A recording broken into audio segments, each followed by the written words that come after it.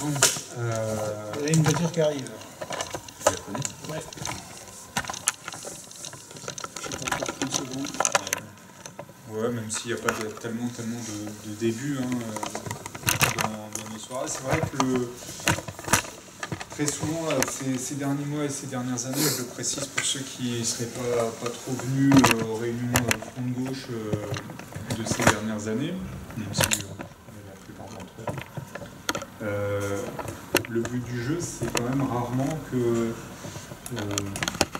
qu'un porte-parole ou qu'un représentant se saisissent de la parole pour faire un long tunnel et puis apprendre aux autres ce qu'ils doivent penser.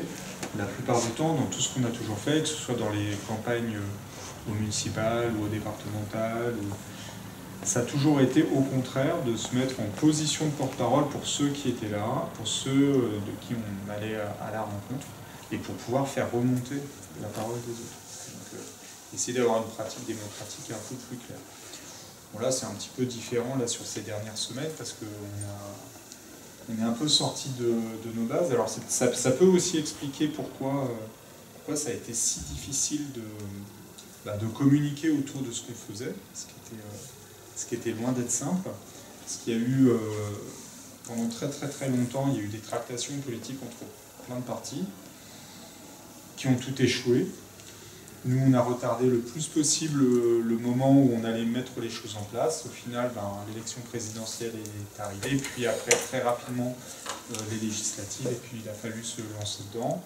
Nous, on savait, ça fait des mois qu'on travaille, qu'on est allé un petit peu partout dans le Manche, on savait qu'on voulait faire une campagne qui nous éloigne de nos électorats habituels. Et c'est vrai que moi, j'étais jamais trop venu à Saint-James ces dernières années. Voilà. Jamais trop allé à Ducé, jamais trop allé à Sourdeval, jamais trop allé à Mortain, pour de mauvaises raisons certainement, et aussi pour de bonnes raisons, c'est-à-dire que la lutte sur l'hôpital, par exemple, nous a pris tellement d'énergie, nous a beaucoup concentré sur des réunions entre Granville et Avranches. On aurait dû d'ailleurs peut-être plus souvent aller à Saint-Hilaire, qui est aussi concerné.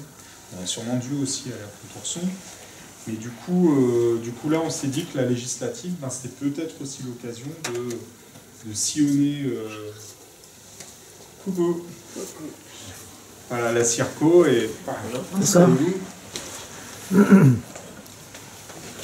Et donc d'aller à la rencontre du plus de monde possible. Voilà. Donc on a un petit peu changé notre fonctionnement. Donc il y a eu plein de choses qui se sont passées, qui ressemblent à ce qu'on a l'habitude de faire cette année. Alors je vais juste donner un exemple pour aller vite, parce que Jacqueline a eu la gentillesse et surtout l'abnégation de mettre une partie de tout le boulot qu'on avait fait depuis 5 ans sur le blog.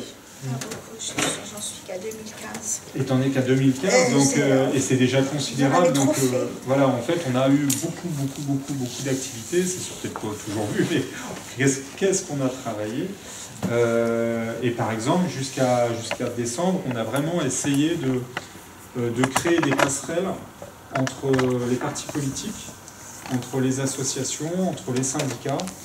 Parce qu'on savait déjà l'année dernière, et je pense qu'autour de ce cercle, tout le monde savait à peu près ce qu'allait se passer. On ne connaissait pas forcément le nom du vainqueur.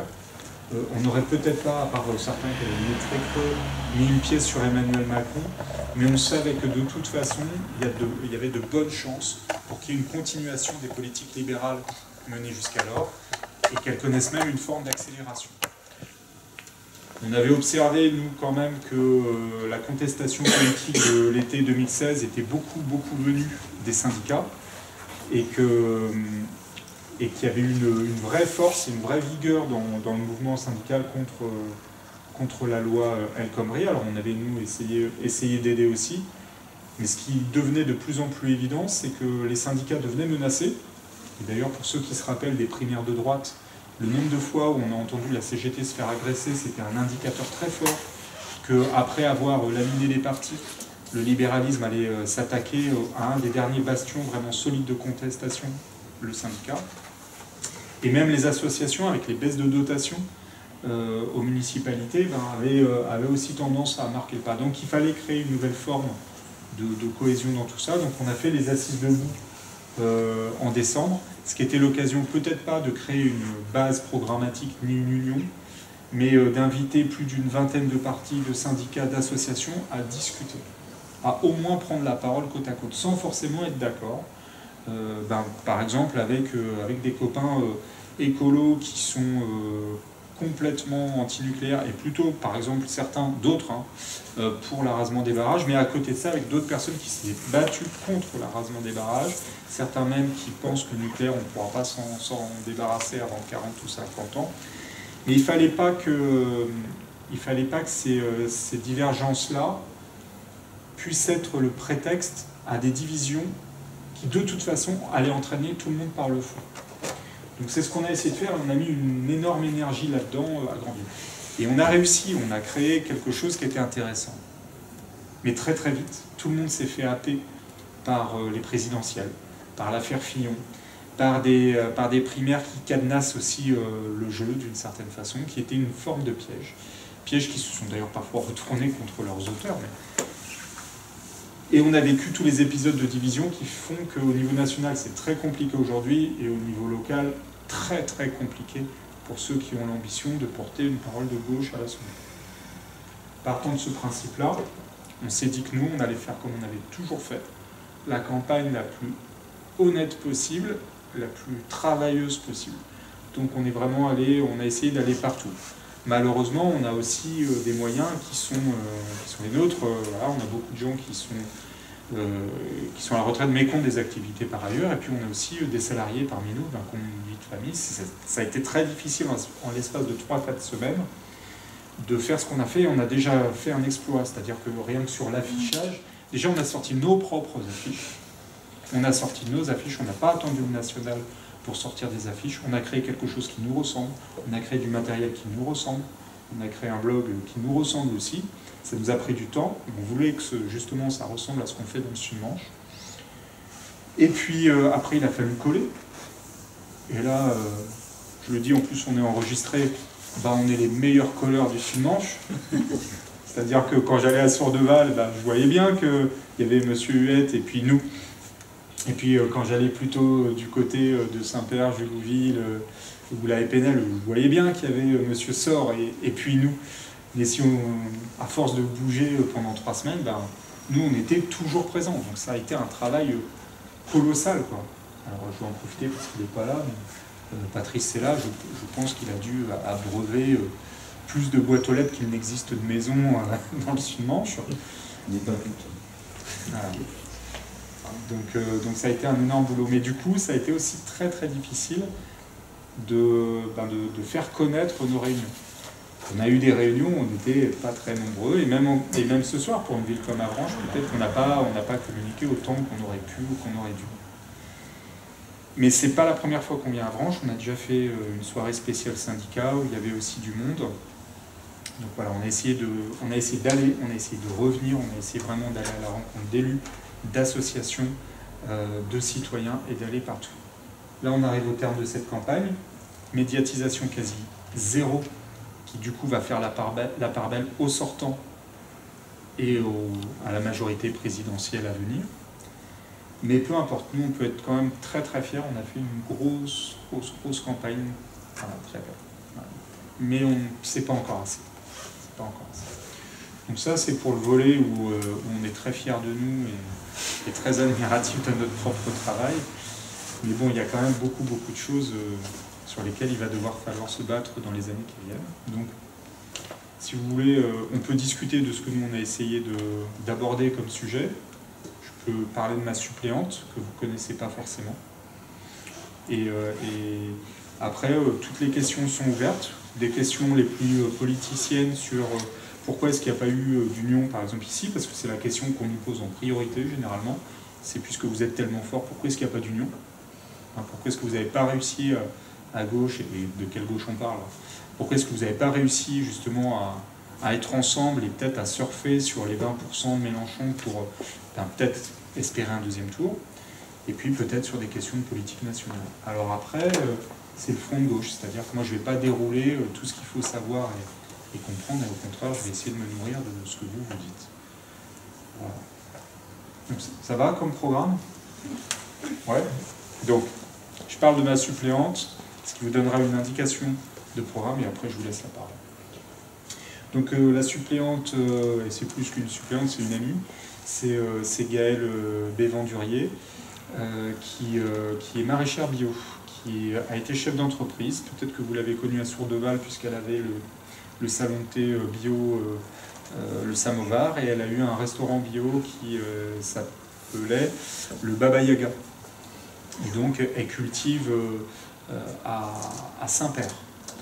Donc elle est assez connue sur Villedieu, puisqu'elle a été candidate pour Europe Écologie Les Verts là-bas, et elle est connue aussi énormément à Granville, et elle a été avec nous dans l'aventure de la parole au Grand-Villers en 2014, où on a constitué une liste front de gauche très ouverte, une liste très citoyenne, qui a créé la surprise en étant à ça d'envoyer un conseiller municipal à Granville, alors que ce n'est pas du tout ce qu'on annonçait.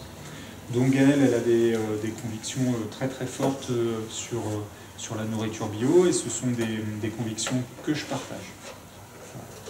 Donc l'alliance Front de Gauche, Europe Écologie Les Verts, elle existe dans les faits concrètement dans notre liste. Voilà.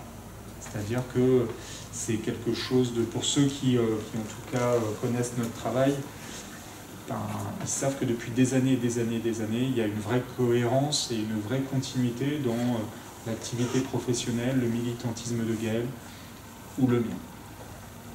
Donc les deux axes qu'on a énormément défendus, ça a été défense des services publics, et la défense des services publics, elle a passé par plein de choses évidemment, et un volet écologique assumé. Voilà. Bon, est-ce que vous avez des questions? Déjà, on sait que vous êtes enseignant, mais on ne sait même pas, enfin moi je ne sais pas où. Ah bon, ah oui, c'est vrai que je suis tellement célèbre maintenant que j'oublie de me présenter. Mais... alors, donc, Miloud, et j'ai 41 ans, et je suis enseignant à la EPNEL. Voilà, au collège. Donc, peut-être que vous avez d'autres questions d'ailleurs. Je suis père de famille. Je suis endetté jusqu'au cou depuis quelques mois, mais ça n'a pas tellement changé de ma jeunesse où j'étais aussi endetté jusqu'au cou, sauf que cette fois-ci c'est pour une maison. Et voilà, je suis pas normand, je suis de Saint-Brieuc, je suis né à Saint-Brieuc, où j'ai grandi, et où je n'ai pas spécialement envie de retourner. Voilà. Je viens d'un quartier que les bourgeois appellent populaire, en tout cas je viens d'un quartier HLM de Saint-Brieuc, où j'ai passé une enfance tout à fait heureuse, avec la chance de rencontrer la lecture. Voilà, j'ai passé un bac scientifique, j'ai eu la chance d'être pris dans une section que je ne connaissais même pas quelques mois avant, qui était une section de prépa en lettres. Puis après je suis allé à la fac et je suis devenu prof de français, changeant complètement des études de sciences, j'ai basculé. Je suis devenu prof de français. Puis, avant ça, j'ai exercé pas mal de jobs dans l'animation, par exemple. Et puis, j'ai bossé pendant un an à l'usine, à Chafoto et Maury, pour ceux qui se souviennent de cette entreprise de chauffage, voilà, de chauffe-eau. Voilà. Et pendant un an, jusqu'à ce que ça ferme, mais il n'a jamais été prouvé que ce soit à cause de moi. Donc voilà, mais ce qui m'a permis de vivre pleinement les années Sarkozy, puisque je bossais à l'usine. Donc j'ai arrêté d'être prof, j'ai été prof assez jeune quand même, à 24 ans j'étais déjà prof. Et à 30 ans j'ai fait un break d'un an où j'ai un peu voyagé, j'ai bossé quasiment un an en fait à Chafoto. Et c'était en 2007. Donc voilà, donc la France qui se lève tôt, c'était moi et les copains à 4 h du mat. Voilà, et puis on trouvait qu'on ne gagnait pas si bien que ça finalement, qu'on ne gagnait pas plus. Et puis surtout, c'est une entreprise qui venait d'être, après plein de rachats qui s'étaient tous mal passés, avec des subventions énormes qui avaient été données, et pas mal de détournements d'argent. Ariston avait fini par l'acheter, et pour la détruire, pour détruire cette entreprise, Donc je faisais partie du contingent d'intérimaires qui était injecté là pour mettre aussi la pression sur les salariés. Et j'ai pu observer les méthodes employées par les grandes entreprises de très près pour faire en sorte que quelque chose ne marche pas, le vendre et faire monter des actions. Sauf que voilà, ça s'est traduit par des scènes indignes de la France du XXIe siècle. Donc bon, ça allait bien quand même, donc j'ai repris le boulot de prof, hein. Je pense que j'avais compris, puis je venais pas non plus, je sortais pas de la cuisse de Jupiter, donc l'expérience suffisait. Je suis redevenu prof, un peu d'une autre façon. Puis j'ai fini par demander ma mutation en Normandie. Donc je suis arrivé en Normandie il y a quelques années. J'ai eu la chance de rencontrer des militants du Parti communiste dont je fais partie, et du Front de gauche. Il y avait un Front de gauche très dynamique à Granville, et puis ça a été très vite l'aventure de 2014. Là, je parle beaucoup, contrairement à d'habitude. Est-ce que vous avez d'autres questions peut-être sur... Je sais pas, il faut peut-être laisser les autres, hein, un peu. Bon, ben nous, déjà, on voulait vous connaître, parce que c'était la beauté, non?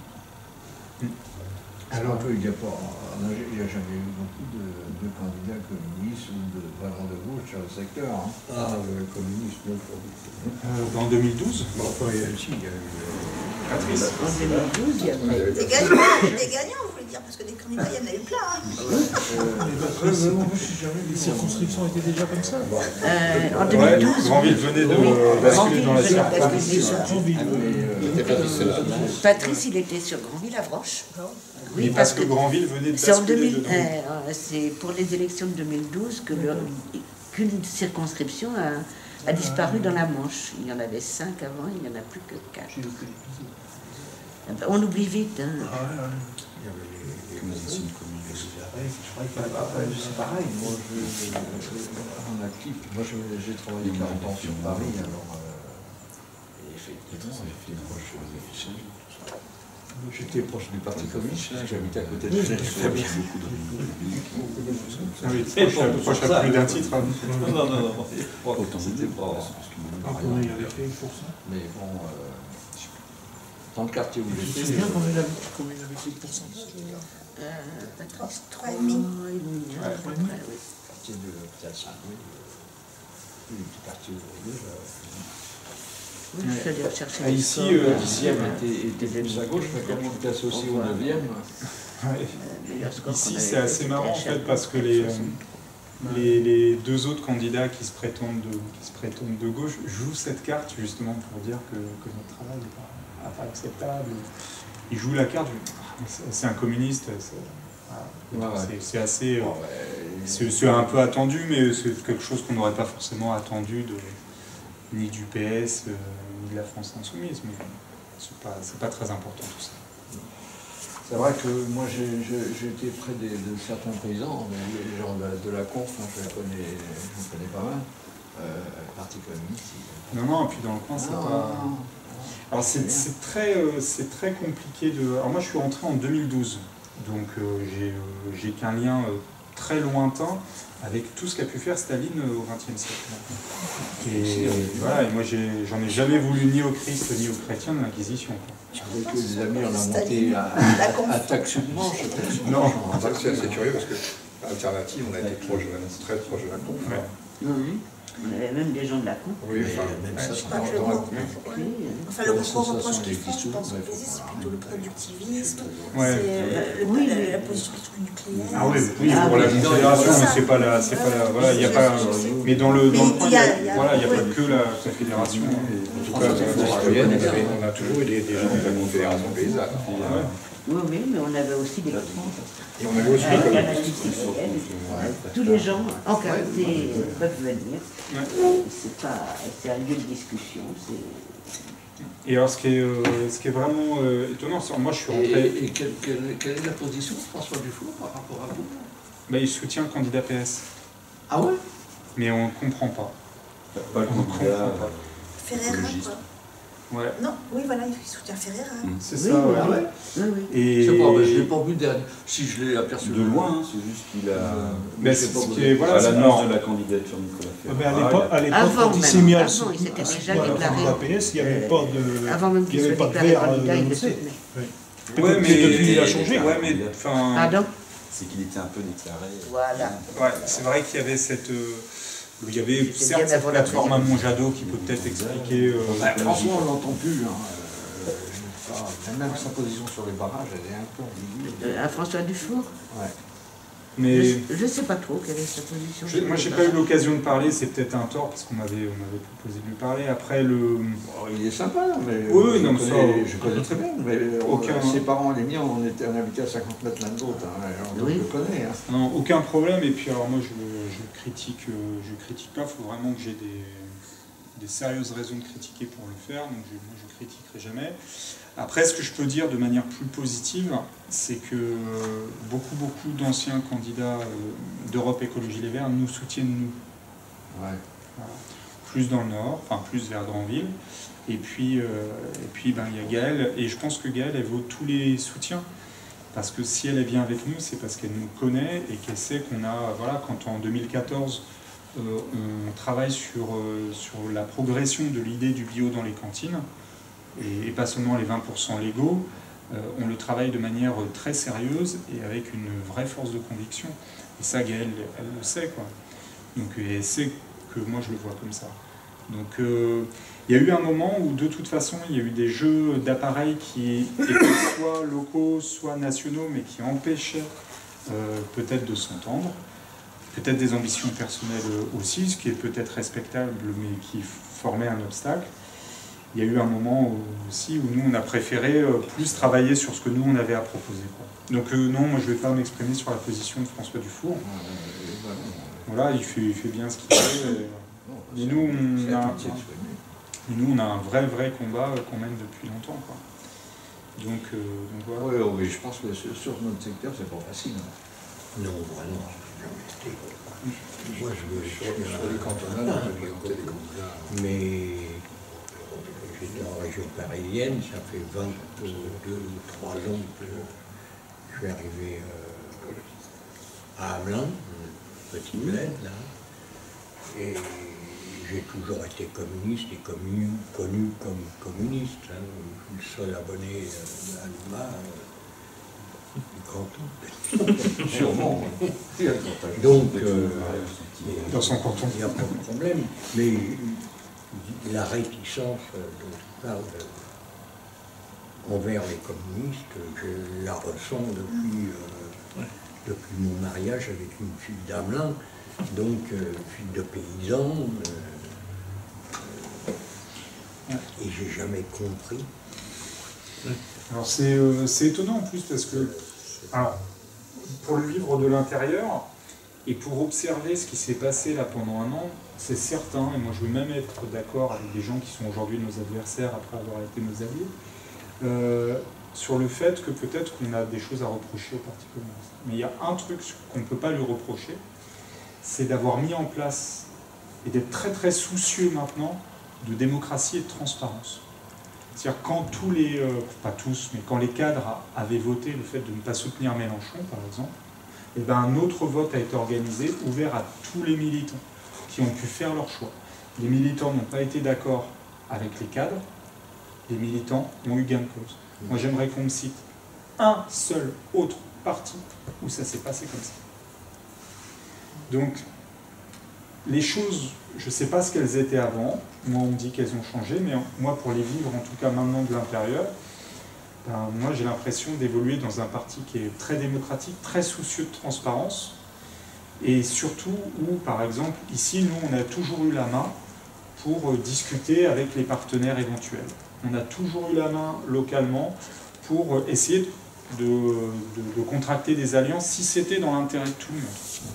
Mais c'est toujours, on revient toujours aux gens qui décident ici. Ouais, je pense que ça a évolué depuis, hein, parce que effectivement, moi, ça fait 15 ans que je suis plus à Paris, mais dans les années 70-80, les partis communistes sur Paris, hein, avait déjà des accords entre membres du parti. Moi, je sais que c'est pour ça que j'ai pas pris ma carte. J'ai dit je ne prendrai pas ma carte pour le parti, vous avez trop de... Ça bagarre de trop, il y en a qui sont pour des trucs, d'autres qui sont contre. Alors, je lui dis, moi je vous réunion, j'y vais si vous voulez, si ça vous gêne que je vienne, je viens pas. Par contre, à chaque fois, à chaque élection, j'allais coller, je tenais les bureaux de vote, j'étais, parce que c'est comme partout, des volontaires, il y en a pas. Donc, même en sympathisant, j'étais incorporé au Parti communiste, mais j'ai jamais été me faire ce Parti communiste, parce qu'il y avait trop de problèmes à l'intérieur. Alors, je pense que de ce côté-là, ça a bougé. Ouais, ça va beaucoup changer. Et ça change encore, d'ailleurs. Et ça continue. Donc, c'est vrai que même en ayant des convictions, certaines bien à gauche, ben, c'était pas toujours facile de suivre le Parti communiste à cette époque-là. Ouais, sûrement, ouais. Et juste, moi, j'allais intervenir plus pour te laisser la parole. Il y a aussi cette dimension-là, et ça a été très difficile dans cette élection de le faire entendre, sûrement pour éliminer tout le travail qu'on avait fait. Des petits rigolos, on n'a pas arrêté de dire que le Front de gauche était mort. Il va mourir un dimanche. Mais là, il y a eu 5 ans d'une législature où il y a eu des députés Front de gauche, et nous, c'est sous cette étiquette-là qu'on a fait tellement de travail. Donc on n'allait pas bazarder l'étiquette comme ça. Mais c'est surtout que ça permettait d'être identifié comme étant un groupe, c'est-à-dire il n'y a pas que le PC, quoi. À chaque fois, on nous renvoie à ça, mais du coup, c'est oublié que Marc, il n'est pas au PC, et Jacqueline, elle est pas au PC, puisque... Je suis nulle part. Voilà. Et moi non plus. Voilà, donc c'est tout le... Mais à gauche. Et dans les 5 ans, il y avait aussi le parti de gauche de Jean-Luc Mélenchon, enfin, c'était pas... qui était dans cette dynamique-là aussi. Ça a montré, en laissant aussi Jean-Luc Mélenchon être le candidat en 2012, qu'il n'était pas harqué sur une image PC forcément, hein, qu'il était ouvert. Ça fait 2 ans que pour les présidentielles, on a essayé d'appeler à unifier, à agrandir ce mouvement du Front de gauche. Bon, ça s'est traduit plutôt par l'inverse, c'est-à-dire que c'est un mouvement qui s'est réduit, mais notre travail au niveau national et local, ça a été toujours d'essayer de s'allier et d'écouter les autres et de construire avec les autres. Le programme qu'on a fait en 2012, le programme qui est là, c'est Paul Le PC qui l'a fait, c'est les gens qui sont là. C'est pas facile, les choix là. En plus, avec les primaires, ça fout la merde. Les primaires, on les a pas faites. Bah non. Donc, je crois que l'idéal, ce serait de continuer le Front de gauche en autre chose, mais quelque chose de plus large, y compris, même si ça ne sert que pour les élections, mais qui peut englober même la Ligue, enfin la NPA, l'eau, enfin, etc. L'idéal, ça serait quelque chose d'encore plus large, quoi. De toute façon, la division, ça va devenir un luxe tellement impossible à supporter que, pour moi, ça, et même ici, hein, ça s'apparente déjà à une forme de trahison. Quand on se donne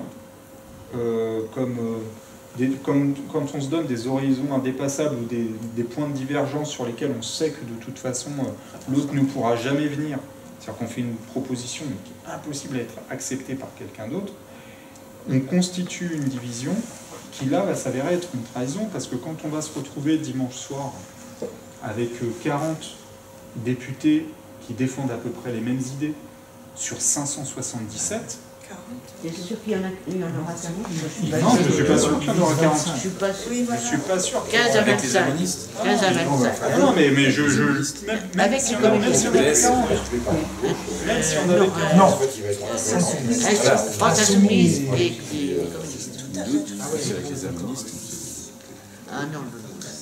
Et même si on met des amonistes, il va bien y en avoir 5-10 qui sont proches et honnêtes sur leur engagement à gauche, de longue date, admettons, mais même comme ça, même si on a 40, même si on n'a que 50, là, on court quand même le risque d'avoir moins de représentants, alors qu'il y a eu 30 personnes, 30% des gens qui se sont prononcés au premier tour des présidentielles contre les politiques libérales menées depuis tant d'années, on risque de se retrouver avec 10% de l'Assemblée nationale capable de défendre ces idées-là.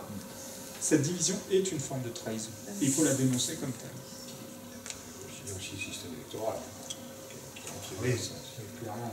La Ve République, quand même, a été construit pour qu'il n'y ait que les godillots qui suivent le président. Bah déjà, le fait moi, quelque chose qui me paraît absolument anti-démocratique possible, c'est qu'on élise le président de la République avant les députés. Hein. C'est nier le rôle du député. Hein. Le pouvoir d'un député n'est pas de voter les lois que le président a présentées dans son programme. C'est son rôle premier, c'est la proposition de loi et l'élaboration des lois. Hein, ne l'oublions pas. Et le rôle du député, depuis l'inversion du calendrier, on doit à Jospin et Chirac, les deux ensemble. Hein, non, c'est Chirac, quand il a parlé du quinquennat, il avait déjà prévu son truc. Oui. Le fait de mettre l'élection législative après l'élection présidentielle, ça c'est un non-sens total. Et c'est un mépris en plus des élus du peuple. Mais bon, c'est le principe de la Ve République qui veut ça. Hein. On élit un mec. Hein. Pour le moment, il n'y a encore jamais eu de femme, en fait. Et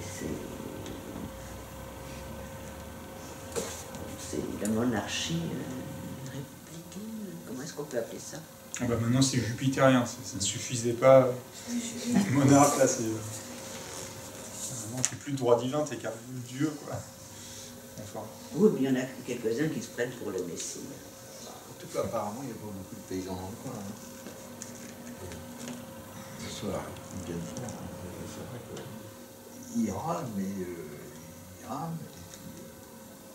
Ouais. Alors par contre, il nous est arrivé un truc un peu particulier pendant... Peut-être qu'on aurait dû s'y attendre. Mais comme on est allé beaucoup dans l'arrière-pays, donc beaucoup plus rural que la côte sur laquelle on est habituellement pour lutter, on a rencontré beaucoup d'élus.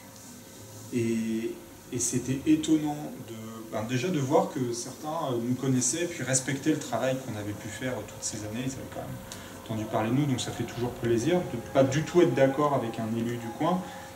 Nous, on les respectait et de voir aussi qu'ils nous respectaient. Donc c'était vraiment... on a eu des échanges très sympas et très enrichissants. Mais ce qui est beaucoup plus intéressant encore, c'est que les discussions ont immédiatement roulé sur la désertification médicale, le recul des services publics, comment les gens se sentent abandonnés et comment ça dérive en vote FM. Et en fait, on partage les mêmes analyses, les mêmes constats maintenant.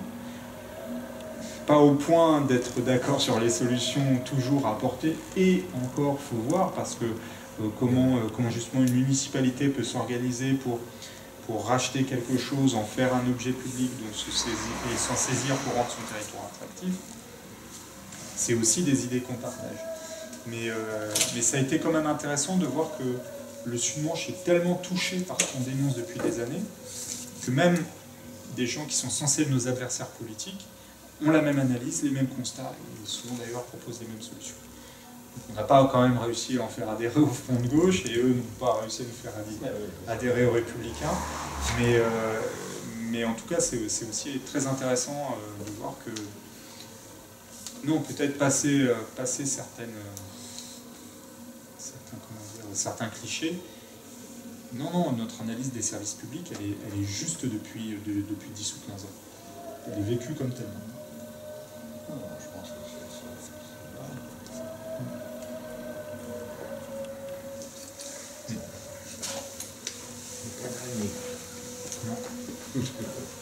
Mais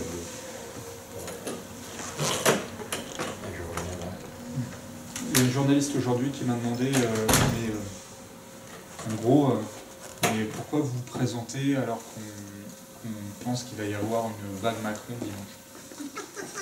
Ah ouais. Enfin, est-ce qu'il y a un intérêt à vous battez, est-ce qu'il y a un intérêt à se battre? Elle me dit, en gros, c'est ça. Est-ce qu'il y a un intérêt à se battre alors qu'on sait qu'il va y avoir une vague Macron dimanche? Et je lui dis, c'est France Bleu, je crois, je ne sais pas quand ça passe. Je lui dis, ben non, c'est clair, vous avez raison, il vaut mieux abandonner. Lâcher les services publics, laisser l'hôpital continuer de se faire détricoter. Et puis là, ça tombe bien parce que le maire qui se présente pour En Marche, il voulait être le suppléant de Gwenaëlle Huette.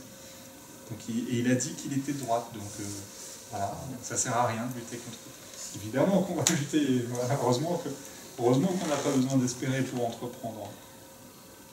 On pouvait aussi remplacer les élections par des sondages, par exemple. Oui. Voilà, comme ça, Ou qu'il n'y ait plus jamais d'opposition. Voilà. Seul parti unique. Un parti unique, voilà. Oui. C'était marrant comme question, mais en fait, elle reflète assez bien l'air du temps. Non, mais je suis quand même extrêmement surprise que une journaliste pose ce genre de Quand je questions. bosserai à France Bleu, je serai inquiet, parce que je pense que ça va dégager tout ça. Ouais. Il me semble que ce qu'on est en train de vivre, c'est inédit de toute façon. La Ve République est certainement à bout de souffle, mais les partis politiques sont également à bout de souffle. Et la partie théâtrale qu'on a vécue là, avec l'affaire Fillon, on a eu une autre affaire avant, il y a eu l'affaire DSK à un moment donné, Oui. où il aurait pu devenir président de la République. Comme par hasard, il y a eu l'affaire Fillon. C'est une pièce de théâtre, avec une connivence, je pense, aussi bien de la droite que du PS. Parce qu'effectivement, à droite comme au PS, ils sont pour escamoter les partis politiques de toute façon. C'est la seule façon qu'ils ont pour réinstaller le capitalisme sur des bases élargies. Et la bulle Macron est tout à fait ce qui convient. Tout à fait ce qui leur convient. Je trouve qu'on n'a pas été en capacité de percevoir cet aspect-là et de le dénoncer. Mais je pense aussi qu'on n'a pas été capable de le dénoncer parce que les trois groupes qui sortent vainqueurs, qui se pensent vainqueurs de cette élection-là, ne sont pas des partis mais des mouvements. C'est-à-dire des groupes qui s'organisent autour d'un homme pour porter la parole d'un homme et j'allais dire d'un chef. Et que c'est ça qu'on veut nous imposer, je suis complètement d'accord avec toi, parce qu'un chef, c'est celui qui fera le mieux passer tout ce qu'on veut. Mais d'une certaine façon, nous aussi, on s'est retrouvés à soutenir un chef qui n'appelle pas de critique, qui n'appelle pas de remise en cause de sa stratégie, parce que c'est pas un parti. C'est pas un parti. Moi, France Insoumise, c'est tout ce qu'on veut. C'est pas un parti, ils le disent eux-mêmes, mais je pense que c'est une dizaine de personnes qui décident au sommet et qui sont incontestables. Parce que je vois même pas à quel... Si nous on avait un problème, je vois même pas vers qui on se tournerait, mettons, si on était à France Insoumise, quel est le relais, comment on fait remonter ce qui se passe au local vers le nation. Parce que c'est pas un parti. Et je pense que pour faire ce que tu as dit, ben, il fallait qu'à l'extrême droite et du côté d'une gauche humaniste, qui est aussi ce mouvement-là. Je ne sais pas si c'est ce qu'on appelle populisme, mais en tout cas, cette politique par le mouvement, moi je trouve ça très effrayant. Parce qu'elle va générer des cultes de la personnalité. Je ne sais pas si vous avez certainement suivi aussi bien que moi ce qui s'est passé depuis 2 ou 3 semaines. Des journalistes qui n'en peuvent plus de Macron. Enfin, ils battent, ils sont aux anges, ils sont heureux, ils se battent tous pour retrouver le qualificatif qui portera au nu ce type qui, encore un an, n'était jamais qu'un ministre qu'on pensait sorti de nulle part et qui n'avait certainement pas les épaules, qui n'avait jamais affronté le suffrage universel. Il fallait cette vision du chef. Donc les mouvements, je pense que c'est quelque chose qui non seulement traduit une 5e République à bout de souffle, mais va gravement attaquer la démocratie.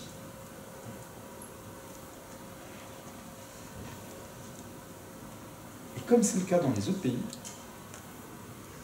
je ne pense pas que la situation inquiète suffisamment les gens. Moi, je voudrais quand même expliquer ça par le fait que finalement, qui détient le pouvoir à l'heure actuelle? Les politiques. Que nenni, c'est la finance. C'est la finance qui détient le pouvoir. Et les politiques, eux, ils sont avides de pouvoir, bien souvent. Il faut avoir quand même une ambition personnelle pour se présenter à l'élection présidentielle, très chevillés au corps, mais en fait, je pense qu'eux-mêmes sont sans illusion sur leur réel pouvoir. Mais ils veulent la place. De toute façon, on a l'exemple au niveau de l'Europe. Ben, En Europe, on a des députés qui ne servent pas à grand-chose, et ce sont des gens qui sont nommés par les pays, qui gouvernent finalement l'Europe. En 2005, on a voté très largement non à ce qu'on voulait. Oui, et ils ont dit... Et la démocratie n'a pas été respectée. Tout à fait. Et à l'heure actuelle, en fait, ça va de plus en plus loin, l'emprise du capital sur nos vies. Hein. Là, ce qui se profile au niveau de la destruction du code du travail, du système syndical, l'offensive était déjà en cours au moment de la loi El Khomri. Ça va revenir en force. On va se retrouver vraiment sans aucun pouvoir. Sans aucun pouvoir. Ça s'appelle comment ça? Le pouvoir de la rue. Hein? Il y aura que le pouvoir de la rue, il sera sévèrement réprimé, nous ne faisons absolument pas. Ils ont déjà ça fait un an, déjà. Mais moi, c'est la dictature financière qui confirme. Je me souviens que Warren Buffett, en 2005, qui est quand même un milliardaire américain, disait en 2005 que la lutte des classes existe. Et que c'est sa classe, la classe des riches, qui est en train de la gagner. Et là... Donc on a perdu alors. D'où la question de la nana de France Bleu. Non, je crois que nous sommes tellement insoumis, nous, que nous ne souhaitons jamais. Ne l'oublie pas. Bon, on prendra des coups.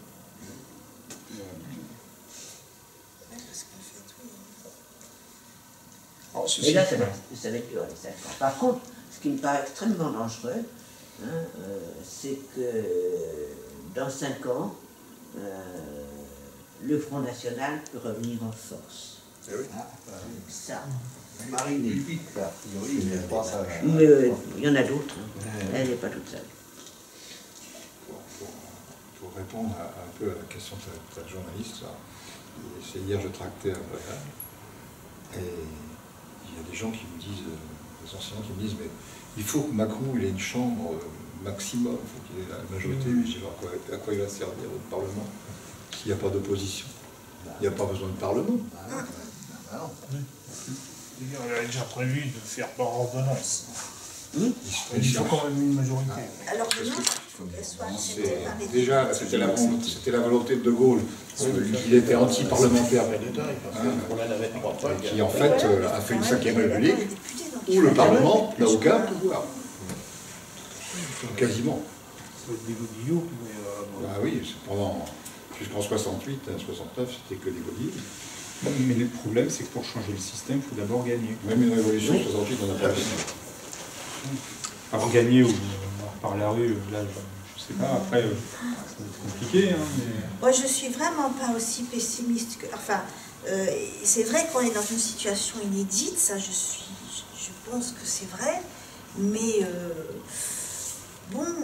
je pense qu'on s'en relèvera, enfin... oui, c'est dur, oui, c'est compliqué, oui, il y a les lois de travail, ça va être surtout compliqué pour les jeunes, là, qui sont sur le marché du travail, qui sont dans le privé. Eux, ils vont vraiment morfler, parce que si les nouvelles lois, là, qui sont en préparation passent, hein? Ils ne savent même pas de quoi ça parle, ils ne sont jamais allés dans le monde du travail. C'est là que le problème. Pas puissant, Même les salariés, ils ne savent même pas ce que c'est qu'un accord de groupe, un accord de branche. Ça dépend où, ça dépend où. c'est... Dans 80% des cas. Oui, à durée de... Enfin, toujours est-il que je pense que... Une semaine, hein. Qu'est-ce que vous syndiquez? Le problème, c'est aussi la précarité du monde des salariés. Hein. Oui, mais tu as quand même des tas de ressorts qui existent. Enfin, même les chauffeurs Uber, les fameux chauffeurs de taxi Uber, ils ont réussi à s'unir dans la lutte. Tu as aussi les coursiers à Paris là, qui transportaient à vélo. Ils ont fini par... moi, je connais bien ça, étant correctrice. C'est précaire, les correcteurs. Ben, même les correcteurs qui sont réputés pour être des gens très personnels, puisqu'ils travaillent chez eux dans leur petit coin, sur leur petite lampe, là, ils veulent voir personne. Bon, ben, même les correcteurs ont réussi à s'unir et obtiennent des choses. Donc, je pense qu'il faut aussi avoir confiance. Et puis, par contre, nous, il faut qu'on soit présent tout le temps, être tout le temps là, présent pour justement dire autre chose est possible, quoi, pour dire que, voilà. Et au fur et à mesure que la campagne avançait, mais c'est quelque chose qu'on avait réfléchi aussi avant, parce que moi je suis assez d'accord avec toi, il y a quand même eu des éléments positifs. Par exemple, Jean-Luc Mélenchon, on en pense qu'on veut, mais il a été brillant dans sa capacité à s'adresser à la jeunesse, dans sa capacité à vulgariser des problèmes politiques que nous on n'arrivait pas forcément justement à vulgariser, c'est-à-dire à rendre simple et accessible à chacun. Alors on sait que la complexité du discours, c'est comme en philosophie, c'est toujours une arme pour créer de l'élitisme et empêcher les autres de comprendre. Plus on est abscon, plus on exclut les autres. C'est compliqué. Et voilà, sa fin de campagne, là, elle devient de plus en plus compliquée avec Mélenchon. Voilà. Ah ouais, il y a la Chine en accord. Voilà. Voilà, depuis les législatives, c'est un merde quand même. Hein. Complètement. Mais par contre, pendant un an, il a réussi à faire ça. Il a réussi à s'adresser à la jeunesse.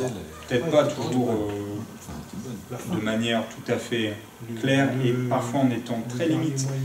Je pense notamment à certains trucs où les féministes se sont élevées, elles avaient bien raison, sur des forums de jeux vidéo en fait. Mais quand même, il y a peut-être des choses à prendre. Et nous, sur la campagne qu'on a menée, à chaque fois, on s'est posé la question dans tout ce qu'on rédigeait, d'arriver à faire cet effort intellectuel, parce que c'est nous qui devons faire cet effort-là, d'être compris, et qu'on puisse adhérer à ce que l'on dit. C'est-à-dire que nous, on n'a pas arrivé comme si on avait la vérité, qu'on pouvait asséner et que les autres devaient ingurgiter. Voilà. Donc moi, si je suis d'accord avec toi, il y a des motifs d'espoir, parce que nous aussi, on va devoir réinventer, peut-être devant cette situation inédite, réinventer nos manières de faire. Et pour finir là-dessus, un exemple que je prenais hier, il y a comment Naomi Klein, qui dans la stratégie du choc, explique comment les catastrophes naturelles ou les guerres créent des situations tellement horribles que la population n'est pas en mesure de réagir à l'agression ultralibérale et que là où ils avaient des services publics, tout de suite on leur propose une solution ultralibérale qui vont payer beaucoup plus cher. Ce qui s'est passé à la Nouvelle-Orléans ou ailleurs. Quand elle décrit ça, c'est quand même, elle démontre par A plus B que c'est une vraie stratégie. Ensuite, elle dit qu'une autre stratégie, c'est de dire qu'il y a trop de blocages dans la société, notamment les syndicats. Puis là, elle commence à dire c'est quand même un peu n'importe quoi, parce qu'en 1919, il y avait 100 fois plus de grévistes aux États-Unis qu'en 2010. Et elle finit en disant mais il y a une chose qui s'est toujours déroulée dans l'histoire, c'est que les populations ont toujours inventé une réponse, une contre-attaque aux nouveaux scénarios qu'on leur propose. Le problème, c'est qu'on met toujours un petit peu de temps avant de réagir. C'est peut-être un peu ce que tu disais, on ubérise les gens, bien, ils vont quand même finir par se regrouper pour obtenir quelque chose. Ouais. Je vais rajouter un truc pour ce qui concerne Mélenchon. Il a su aussi faire marcher les réseaux sociaux. Et ça, c'est peut-être les dernières paroles là, concernant les futures actions, et puis parce qu'on s'étonne tous, on est tous convaincus qu'on pense des choses justes, et puis on n'arrive pas à les faire partager. Lui, il est arrivé parce que c'est un orateur expert, il a bien fonctionné, donc ça doit nous interpeller. c'est la façon, lui il l'a fait avec sa façon et non facilité. Ben nous, il y a les réseaux sociaux et je pense que pour les jeunes, sans être trop scientifique, mais être clair, simple, ce qui est juste est juste. Il faut le diffuser. Ça va se priver de ces arguments qui peuvent paraître peut-être naïfs, mais c'est pas naïf quand ils sont ce qui est vrai est vrai. Les slogans révolutionnaires dont on se souvient, ils sont directs, ils sont rapides. Oui. Ils n'ont pas peur du raccourci. On les retient. Et puis, je voulais dire encore un petit mot, j'étais militant syndical, j'ai travaillé dans sa dernière année chez Renault. Ça va pas être de la tarte pour les copains qui... Parce que je vous assure, moi ça fait 22 ans que je suis pas. C'était déjà pas simple. Hein. Et là, avec la loi Macron, ce qu'il prépare, ça va pas être une promenade de santé. Hein. Puis ils attaquent tous azimuts. Hein. Ils attaquent aussi sur la santé des travailleurs. Ils essayent d'éloigner le plus possible. Ils suppriment toutes les instances de défense des travailleurs. Les gens vont de plus en plus être isolés dans leur entreprise, sans moyen de défense. Hygiène et sécurité, tout ça, ça va engager. Puis une médecine du travail. Médecine du travail. Il faut dire que les fonctions. Ça existait déjà chez Citroën. Toi, tu as connu Renault, moi j'ai connu Citroën. Je peux dire que si Citroën est classé SS, c'était déjà pas Ils ont restreint le pouvoir des syndicats dans l'entreprise où j'étais. Hein. On avait pas mal de liberté. Bon, je travaillais dans l'administration. Au niveau syndical, on avait une liberté qui était grandiose, un nombre d'heures de missions importantes. Au fur et à mesure, c'était des accords locaux, et au fur et à mesure des années, ils supprimaient ces accords locaux en disant on applique la loi au minima, on applique la loi au minima. Et on pouvait circuler dans tous les services. Là, actuellement, ils ont eu un nouveau directeur, c'est terminé. Les syndicats ne mettent plus le pied dans les services. Vous voulez distribuer les tracts à la porte. C'est une question de rapport. Donc ça, cette attaque, c'est depuis longtemps. C'est le rapport de force, ça, hein, qui fait que y a une guerre, quoi. Hein, et donc, oui, quand le rapport de force commence à s'inverser, mais voilà, il va falloir rétablir. Et avec Macron, ils auront plus de liberté encore. Hein. Mais il va falloir rétablir justement ce rapport de force. Il faut espérer que des générations qui nous suivent. Le problème, c'est qu'en France, la syndicalisation, 10% des salariés, grosso modo, et encore, je ne sais même pas s'ils y sont les 10%. Non, on est à moins. On est à moins 5-6. Clairement, c'est dans la fonction publique. Les années Hollande ont fait tellement mal, parce que les gens voulaient tellement se débarrasser de Sarkozy, et il y avait un vrai ras-le-bol, et il y avait aussi un appétit pour autre chose certainement, mais à mimer des discours de gauche pour ensuite les trahir, les gens renoncent, on leur apprend le renoncement. Et nous, après, quand déjà, ils ont l'impression que la gauche a été au pouvoir, ce qui est quand même un scandale, parce qu'on ne peut pas appeler ça la gauche. Et une fois qu'on a dit ça, même eux disent oh, gauche et droite, ça ne veut plus rien dire. Mais ça ne veut plus rien dire parce que vous avez vidé le mot de sa substance. Parce que vous êtes toujours de gauche avant les élections.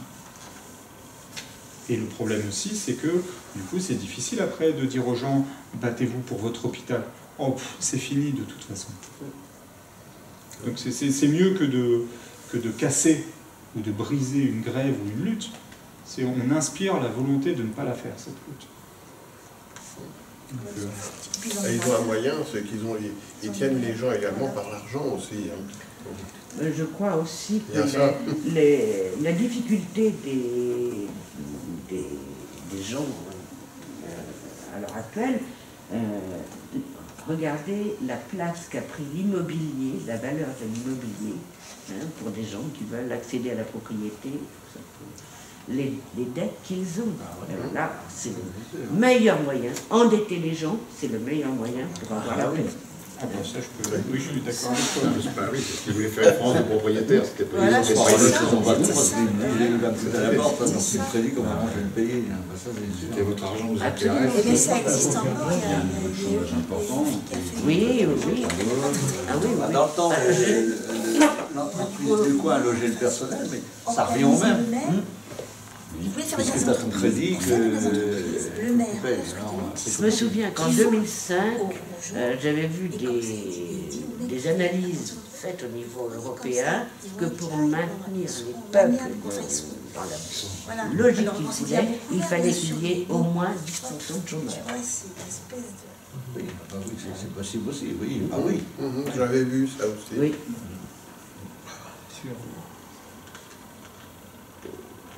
Mais en 2005, personne n'avait prévu, les sondages n'avaient même pas prévu que nous on l'emporterait. Au moins tous les 3 ans. Ils se sont assis dessus, mais on a quand même gagné.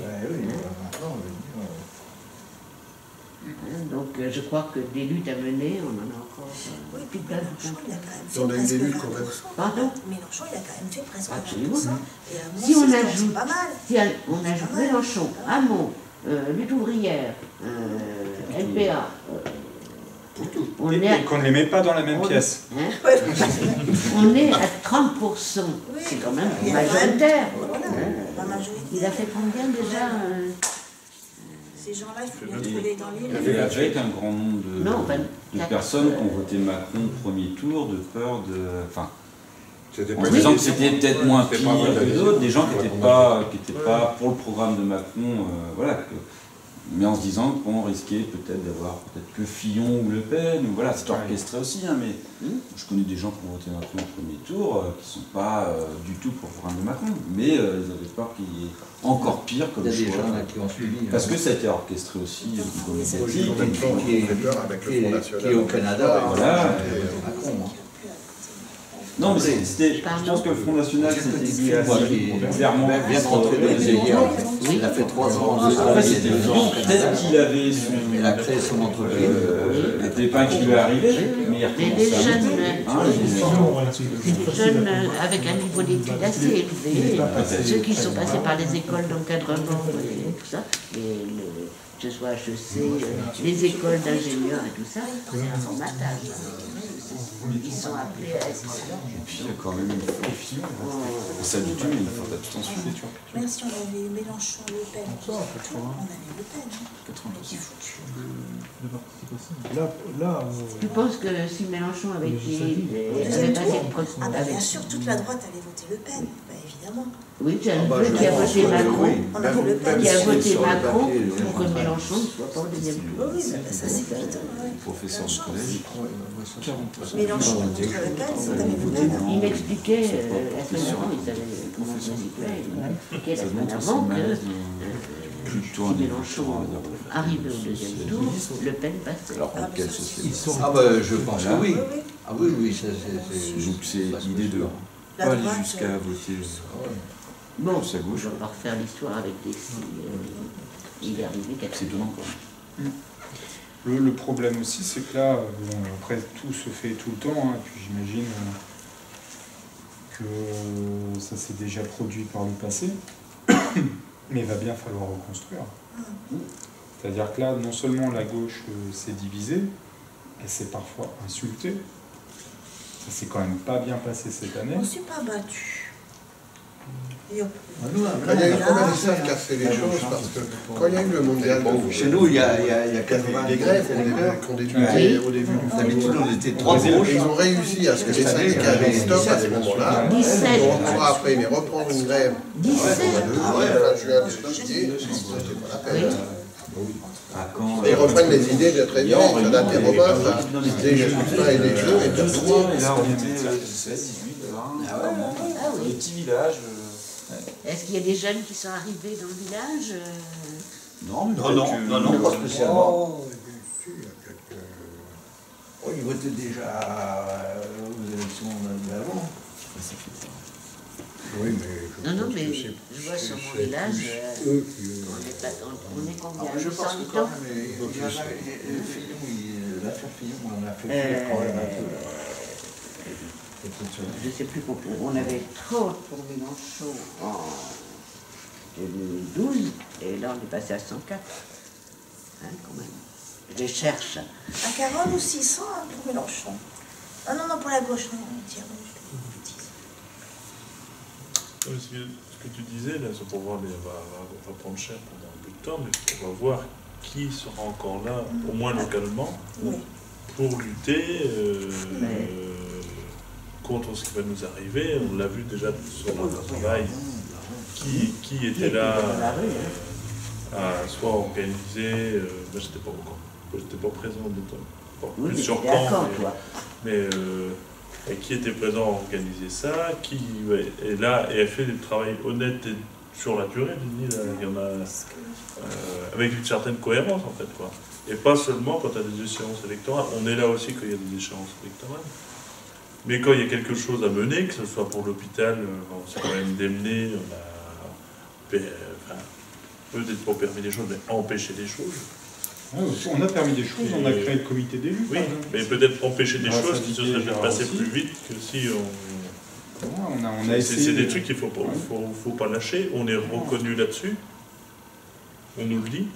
Donc sur certains trucs, on est identifié. S'il n'y avait pas eu ça, il y aurait peut-être eu, comme tu dis, plein d'autres services qui auraient déjà fermé.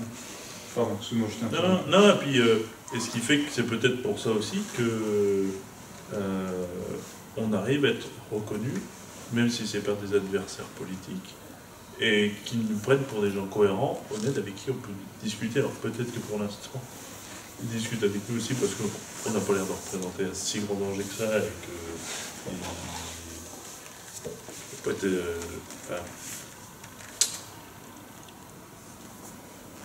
pour eux, ça peut leur faire plaisir de venir discuter avec nous parce que ça a un peu d'exotisme par rapport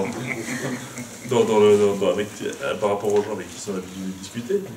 Mais c'est quand même quelque chose, le fait que on appelle un maire d'une petite commune. Je pense que sur d'autres campagnes, on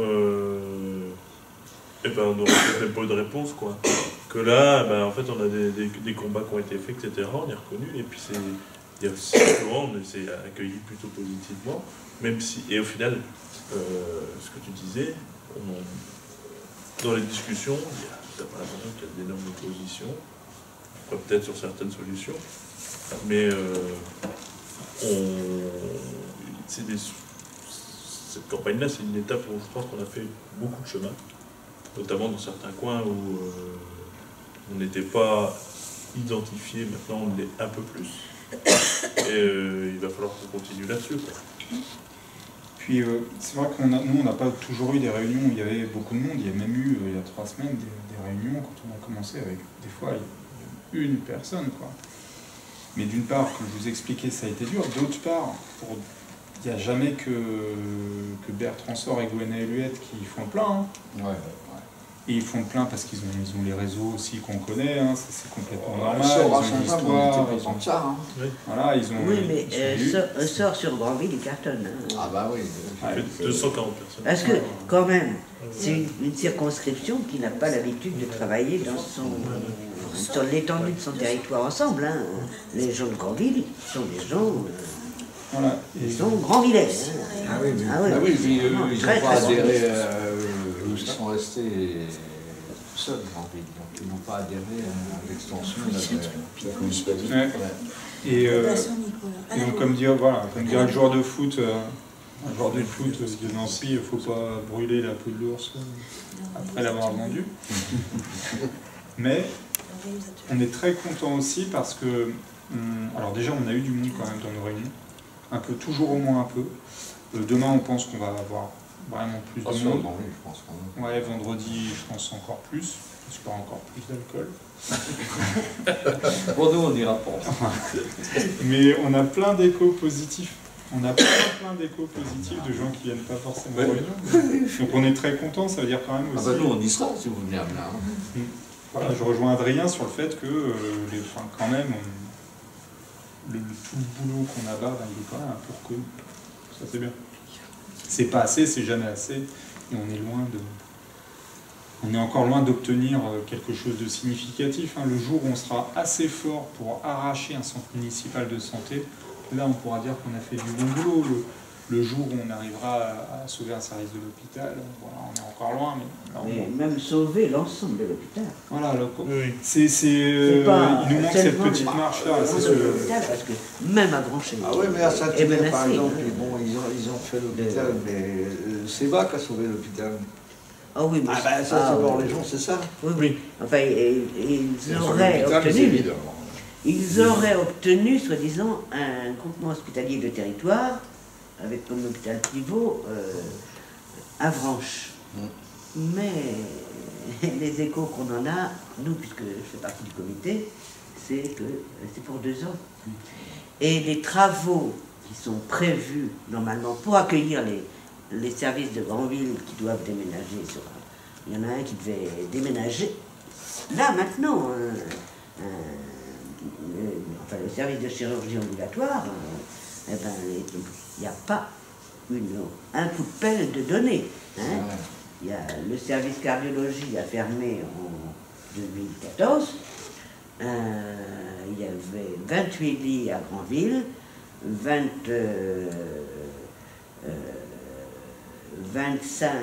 à Avranches, et il reste 25 lits à Avranches. Et on n'a pas assez de place en chirurgie, en cardiologie. Ah, mais il y a le problème. Nous, il y a les pompiers qui nous ont suivis, qu'on a laissé passer, qui venaient de Saint-Georges de Rintemont, de l'autre côté de Saint-Jacques. Oui. Alors, on a dit, ils vont à l'hôpital. Bah non, ils sont allés à la clinique. À quelle heure? À l'heure, là, non.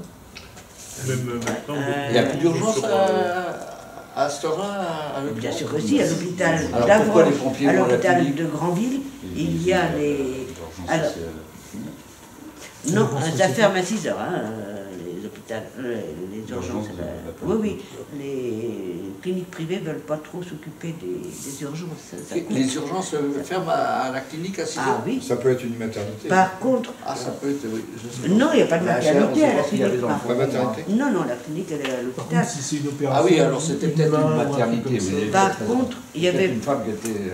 Oui, par contre, il y avait peut-être quelque chose. Ou alors, ils allaient chercher quelqu'un pour l'emmener ailleurs. Ça arrive. Ah, à mon avis, non. Oh non, il venait de Saint-Jacques. Ils roulaient doucement pour passer les bosses? Ah non. Non. Ils ont roulé... Ah bah, ils roulaient à un bon 130. Ils étaient à vide d'abord. Ils étaient à vide. Ils rentraient. Ils allaient chercher... Ah non, mais ils rentraient pas. Ils allaient chercher quelqu'un. Ils étaient à Saint-Georges, s'ils avaient rentré chez eux, ils auraient arrêté à Saint-Jacques. Ah bon? Ben oui, Ils sont passés dans Saint-Jacques. C'est-à-dire, ils sont passés par la même route, nous on était derrière, et on a fini par être devant la sortie de Saint-Jacques. J'ai dit, bon, ils vont rentrer chez eux. Et puis nous, on a vu qu'ils nous suivaient sur l'autoroute. Alors, c'est peut-être quelqu'un qui... moi, j'étais à 130, ils se rapprochaient. C'est peut-être un malade aussi de la polyclinique qui a dû être réhospitalisé. Oui, c'est vrai qu'il peut se rappeler tout ce qu'on veut. Ils ne roulent pas à 130 avec un malade. Avec un malade, non. Mais pour avoir suivi l'ambulance avec des... Mais alors, sur l'autoroute, ils bombaient. Ça pose problème quand même. Mon frangin est pompier Sarty, et ils arrivent maintenant à aller des fois jusqu'à Fougères pour transporter des malades en urgence, ou même des fois pousser jusqu'à Rennes. Ah oui, mais même au-delà. Même au-delà. Oui. Donc ça devient grave, quoi. 1 heure, quoi. Moi, voilà. Il a été transporté à Rennes direct. Oui, le SAMU est arrivé à Carole et hop, il est parti à Rennes. Mais parce que sur la Manche, nous n'avons pas de service de coronavirus. Il aurait pu aller à Caen. Il faut aller soit à Caen, soit à Rennes. Et c'est complètement anormal. On est un des rares départements avec une population telle où il n'y a pas de service de coronarographie. Fred disait qu'il y en avait 2 en Charente-Maritime. Oui. Et plus une forme allongée. alors, on le réclame depuis longtemps, des médecins le réclament aussi, mais on ne voit toujours rien venir. Et ce qui oblige, effectivement, les chances en AVC et en infarctus, il faut que ce soit une prise en charge très rapide. Et les plateaux techniques, ils sont à Caen ou à Rennes. Pour les grands brûlés, il faut aller jusqu'à Nantes. Parfois même c'est à Paris. Heureusement, on a l'hélicoptère à Granville. Mais combien de temps ça va durer, ça? Combien de temps? Parce que la clinique, elle se développe trop long. Ah bah ils ne veulent pas pour tout, hein, ça dépend. Non mais d'ailleurs si les conditions climatiques le permettent pas, décolle pas. Même quand c'est l'ARS qui finance. Bah là il est intervenu Il y a une IRM maintenant. Dernier IRM.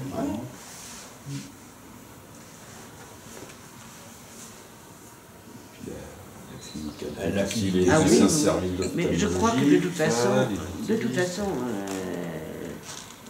je ne pense pas que la politique menée par Marisol Touraine soit tellement différente de celle qui va être menée par Macron. Je pense que ça va aller au-delà encore. Et en fait, c'est aussi, avec la logique européenne, c'est la privatisation des services. Et là, on est en train de perdre tout ce qui a été mis en place, qui a fait la cohésion sociale. Quand on va à la clinique, les notes de téléphone et la télévision, ça coûte une fortune. Hein. Oui, il n'y a pas que ça, il y a des dépassements d'honoraires aussi. Alors bon, oui, oui, ça c'est presque devenu à la mode. Ah ben oui, mais non, là c'est... Dont on n'est pas informé. Les enveloppes. Ah ben, parfois, je connais quelqu'un qui a dû payer en liquide. Oui, que le médecin exige. Et tu l'apprends quand tu payes, en fait. C'est absolument interdit. C'est de la fraude. Ah bah oui. Et lorsque la personne fait la feuille de soins et qu'elle marque ses honoraires, cette somme payée en liquide n'y est pas dessus. Ah bien sûr que non. Puisque ça va après directement aux impôts.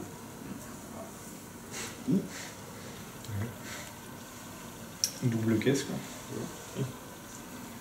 Ouais, il semblerait qu'à la clinique, même les chirurgiens ont des pressions quand même de la direction. Je crois que c'est dans tous les établissements hospitaliers. C'est la gestion des établissements hospitaliers qui fait ça. C'est parce que depuis... il en a ras-le-bol. Hein. Oui, il y a la tarification à l'acte. Donc il faut faire des actes pour que ça paye. Que ce soit en clinique ou à l'hôpital. Et là, c'est... Alors, François Hollande avait promis qu'il abolirait ça. Et en fait, ça peut comme beaucoup de choses. Donc il reste encore plein de combats à mener, c'est bien comme ça. Ah oui, Il reste plein de trucs à faire. Des nouveaux trucs. Là, tu t'ennuyais en plus. Qu'on peut reprocher à nos élus locaux, c'est que le maire d'Avranches, le maire de Granville, siège au conseil de surveillance. Le maire d'Avranches en est le président maintenant. Et il y a eu une réunion d'une commission médicale, enfin ça ne s'appelle pas exactement comme ça, d'un groupe de travail médical, mais en fait ça concerne les chefs de service, chefs de pôle de l'hôpital. Il y avait des médecins du privé aussi, et par contre uniquement des médecins et des élus. Et en fait, là, on nous a fourni, on a réussi à se procurer le compte-rendu de la réunion, et donc justement pour ce fameux groupement hospitalier dont le projet médical doit être abouti au mois de juillet, c'est demain. Et donc on dit que à Avranches, aux urgences, on devrait pouvoir accueillir toutes les urgences de l'ensemble de ce qu'on considère le Sud-Manche, c'est-à-dire Granville, Lisieux, Saint-Hilaire, Mortain, Saint-James, Pontorson, Le Teilleul. C'est pas possible. Et ça fait un bassin, si c'est toute la circonscription. Ça fait un bassin de 190 000 habitants. C'est ça, c'est le nombre d'élections. Oui, ça fait à peu près 190 000, parce que c'est hors circonscription. Moi je vois sur Réal, c'est Granville ou Avranches, donc ça dépasse la circonscription. D'autant plus que Coutances, là, est en grande difficulté. Le but, de toute façon, affiché il y a déjà longtemps par l'ARS, c'était un seul hôpital pivot, Saint-Lô. Et la géographie du département... Vous avez des échos sur ce qui va sortir du 1er juillet ou pas du tout?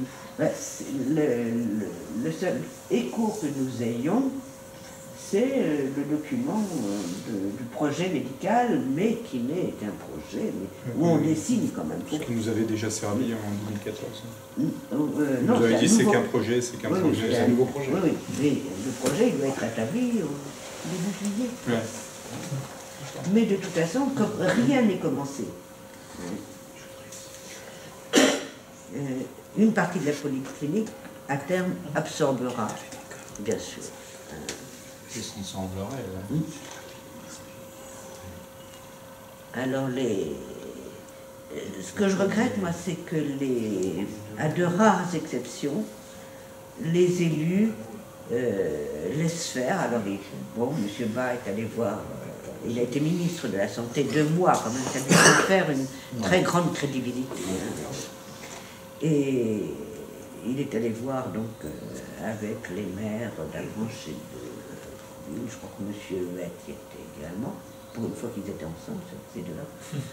Et puis, qu'est-ce qu'il y avait encore et en fait, ils se font rouler dans la farine. Hein. Et on les entend pas. Ils vont pleurer, ils vont déplorer. Pourquoi rouler dans la farine? Moi, j'ai bien lu le programme là, de Gwenaëlle Huet et j'ai écouté son intervention sur France 3.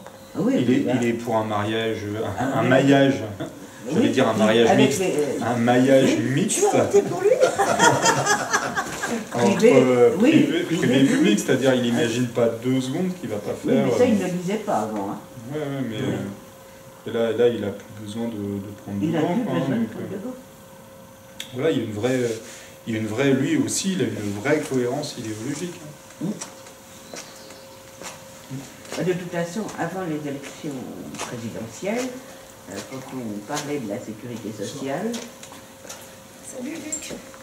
Quand on parlait de la sécurité sociale, le projet qui a été... Enfin, on a tous entendu que Fillon, il l'a dit au moment de la primaire, avant le 2e tour de la primaire, qu'il voulait favoriser les assurances privées par rapport à la sécurité sociale. Hein. Mais il n'y avait pas que lui. Hein. Macron était aussi sur cette ligne-là. Fillon. Sarkozy, parce que la primaire n'était pas encore passée. Et Valls. Comme quoi.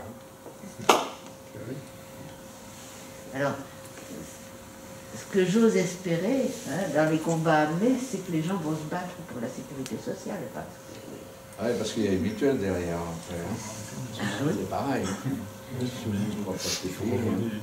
Et les mutuelles, regardez, si vous avez des pathologies, vous allez payer en assurance privée, un max.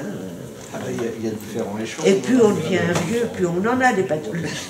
Tu sais qu'on est filmé, qu'on va être beaucoup regardé avant. C'est peut-être l'occasion de parler de la sociale, dit Adrien. Et d'Ambroise Croizat. C'est dommage que ce film-là ne soit pas sorti, enfin il est sorti au cinéma, mais on ne l'ait pas eu en DVD, ça aurait été une petite campagne de ciné-débat, même à en faire une tournée, presque une tournée de diffusion. Il est passé en ciné-débat à Villedieu, à Grandvilliers, à Avranches aussi. Et à Montmartin. Et à Montmartin, enfin sur ceux que je connais. Hein. Oui, mais il est passé, mais même on aurait pu l'utiliser, comme une petite campagne en faisant en prélevant des extraits par exemple. Voilà. Oui, vous pouvez aussi aller voir un film qui s'appelle Félicité, qui se passe en Afrique, Gabon, je crois, je ne sais plus. Gabon. Et c'est un pays où il n'y a pas de sécurité sociale, justement. Alors c'est pas mal aussi comme... Ah oui. Voilà, non, c'est pas mal parce que donc l'histoire c'est que cette dame, son fils a un accident de moto et en fait elle a 24 heures pour trouver une somme folle pour opérer son fils, sinon elle va être amputée. Effectivement, elle ne trouve pas l'argent et le homme est amputé. Et donc ça décrit... Super. Non, mais c'est... Non mais c'est vrai que moi j'ai regardé ce film et je me dis mais ça c'est un film qui dénonce ce qui se passe quand il a... D'anticipation. Non, là-bas, c'est le réel. Nous, on sait plus que même chez nous, hein, il y a eu des époques même chez nous, il y a ça. Il y a des gens qui n'ont pas de sécurité sociale. Là-bas, des artisans. Oui, moi je vais vous raconter une histoire qui a marqué ma jeunesse. Mon père était artisan. Moi, je suis née en 1947, j'avais des frères plus âgés que moi. Et j'ai un frère qui avait 11 ans qui a été en 1948, il est mort juste le jour de mon premier anniversaire. En 1948, il a été renversé par un camion. Et mon père était artisan, il n'y avait pas de sécurité sociale pour les artisans. Il a été transporté par des voisins au meilleur établissement privé de la ville, qui était la clinique de la Providence à l'époque. Eh bien, les bonnes sœurs l'ont accueilli et l'ont fait redescendre à l'hôpital sans donner les premiers soins. Parce que mon père n'avait pas la sécurité sociale. Oui, moi je trouve que c'est assez courant. Ça. Moi, mon père m'a raconté une petite histoire. Mon père s'est marié 2 fois. Moi, je suis du 2e mariage. Du côté de son épouse, ils avaient tous la tuberculose. Plus ou moins. D'ailleurs, il a sur 4 de ses enfants, il y en a 3 qui sont morts de la tuberculose. Et son épouse aussi. Et il me disait, il y avait quelqu'un à Saint-Jean qui avait des bons revenus. Sa femme, elle était sauvée, elle. Mais il me dit, nous, non, on ne pouvait pas payer, quoi. Les petits agriculteurs n'étaient pas ouverts non plus.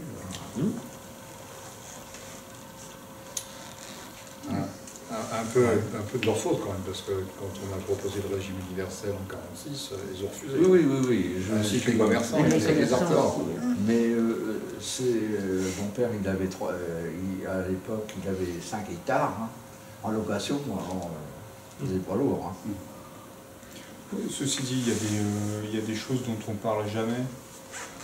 Encore aujourd'hui, la situation, elle est loin d'être brillante. Il y a beaucoup de gens. Quand ce président, dont un jour on fera peut-être pas le procès, mais au moins le bilan, parlait des sans-dents, mais il a raison. Moi j'ai connu ça, donc j'en parle très, très facilement. Les soins dentaires, je pense, mal faits, touchent une bonne partie de la population française. Ça et les lunettes, c'est flagrant. C'est très difficile. Hein. Hein? Des mômes qui ont 18, 19 ou 20 ans et qui sont étudiants et qui n'ont aucune source de revenus et qui vivent dans une précarité effroyable, sans parler du reste, hein, puisque maintenant on voit même des entreprises qui veulent bien offrir des parrains à certaines étudiantes pour qu'elles aient un peu les moyens de subvenir à leurs besoins. Enfin, on est au XXIe siècle où on vit, quoi. Où on vit, donc c'est des choses dont on n'entend plus du tout parler, quoi. Ou alors, faut que, quand on entend parler, c'est qu'on en est conscient et que soi-même, on va vers les documentaires, on va vers les lectures qui nous permettent de mieux nous renseigner. Il y a une chose aussi sur laquelle il faut absolument qu'on travaille, et je pense, c'est la reprise en main de l'industrie pharmaceutique. C'est un lobby hyper puissant.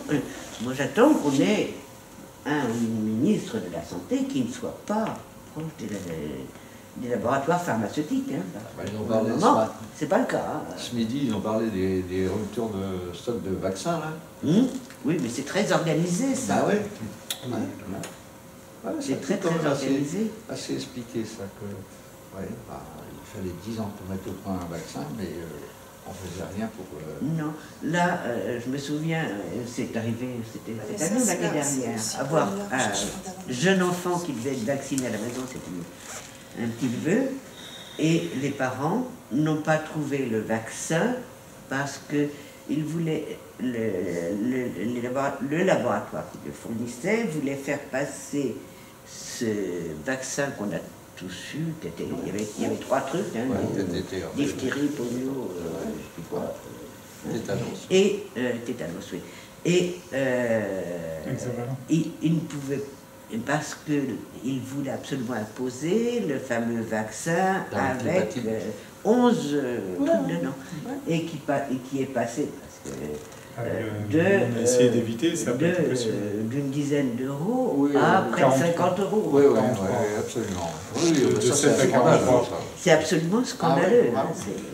Et alors, je ne vous dis pas, dans les maladies... Mais il y a eu pire, hein, parce que du coup, Virgile a fait partie de cette vague. Oui, ils ont le même âge. Mon ami d'enfance, sa fille, c'est en 2 fois qu'il faut le faire, le vaccin.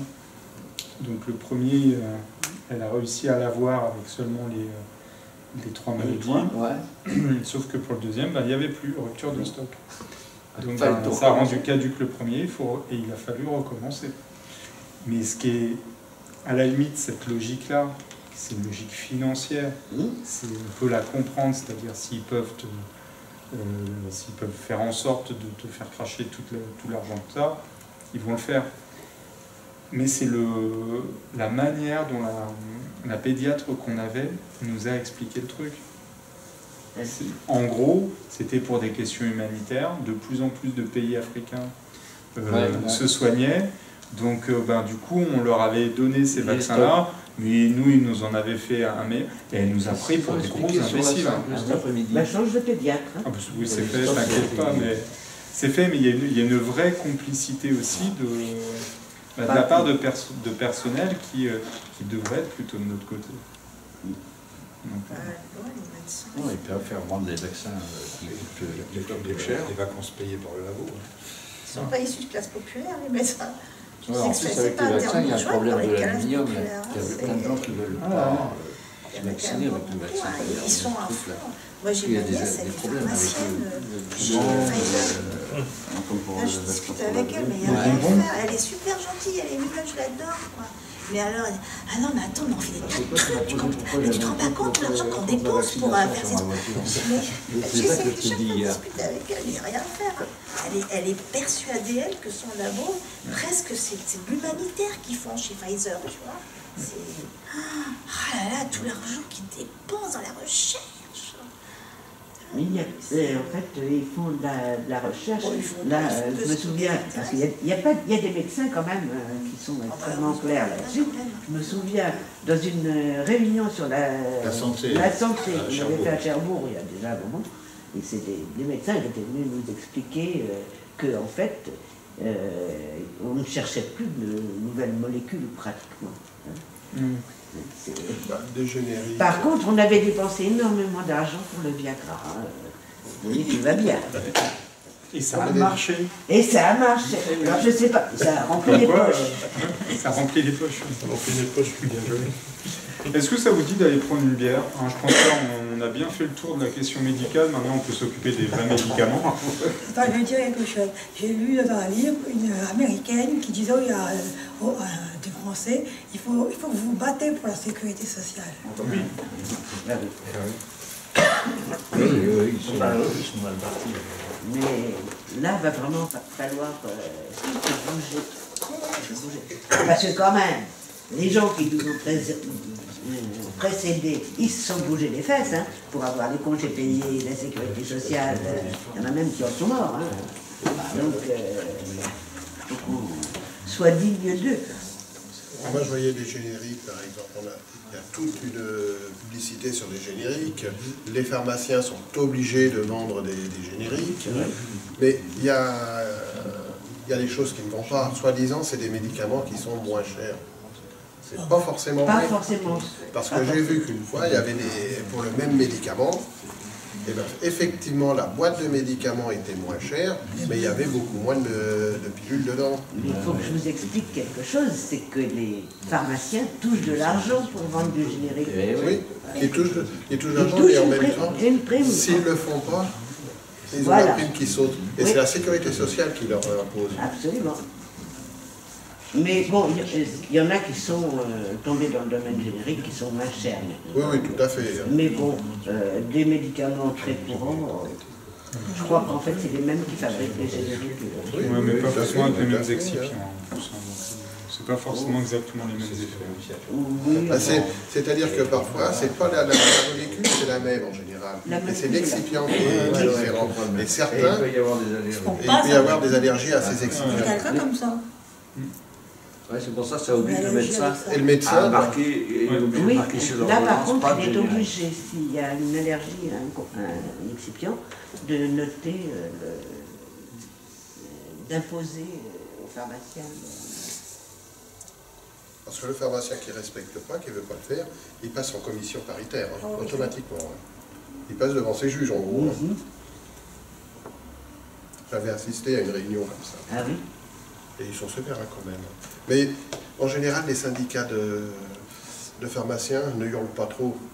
Parce qu'il y a deux professions au moins qui ne disent rien, c'est les dentistes et les pharmaciens. Ah oui, Parce que avec la législation actuelle, c'est très bien pour... J'avais entendu parler de ça. Ils ont plus de marge sur les génériques que sur les grandes marques des pharmaciens. Pas exactement une question de marge, c'est qu'ils ont une prime. Une prime pour vendre les génériques. Ça leur est imposé. Comme les médecins. Comme les médecins. Une prime pour les personnes de plus de 80 ans. Ils ont une prime pour les affections de longue durée, en plus de leurs honoraires qu'on paye. J'ai une prime pour les règles simplifiées d'orthographe. Ah oui. Si tu dis au pluriel, tu mets que des S, ou à Assemblée nationale, tu mets pas de... Hop, t'as une prime. Non, tu sautes la prime, non, même pas, ils font pas sauter la prime. Bon, on peut vous proposer juste, c'est assez court, c'est sur des points précis, par exemple se soigner, quelques propositions du programme et puis des petits compléments. Et puis c'est surtout que maintenant il y a un blog de campagne qui servira après aussi. qu'on ouvrira après. Sur lequel il y a plein d'informations, si vous voulez chercher, parce qu'on n'avait pas eu le temps de le mettre sur les affiches. Donc il y a se soigner, étudier, contribuer, vieillir, manger. C'est assez rapide.